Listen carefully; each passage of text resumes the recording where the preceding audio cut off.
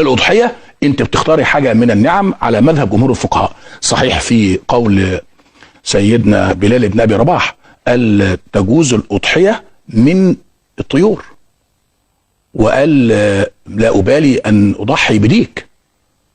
وعلى فكره ده مذهب الظاهري، يعني مذهب كامل، مذهب الخامس اللي هو من مذاهب اهل السنه اللي اسسه داوود بن علي الظاهري واحياه ابن حزم الظاهري.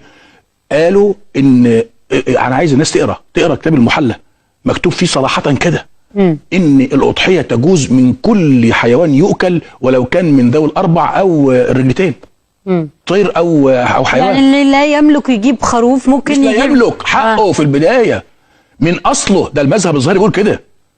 المذهب الظاهري مش رتبها. يعني قصدك حتى لو يملك، حتى لو يملك، لو معاه فلوس يجيب الخروف او عجل او لا، هو هيجيب، ممكن يجيب فرخ. ايوه، عارفه ليه؟ الاضحيه لان الاضحيه هي ذبح لله عز وجل للتوسعه على النفس والتذكر بشعيره فداء سيدنا اسماعيل عليه السلام، وفديناه بذبح عظيم.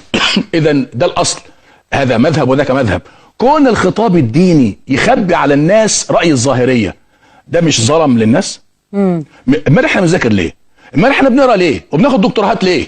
مش عشان نقول للناس المعلومات اللي احنا قريناها، ولا عشان نصفيها ونطلع اللي على مزاجنا او على حسب اوصياء الدين ما يقولوا لنا قولوا وما تقولوش؟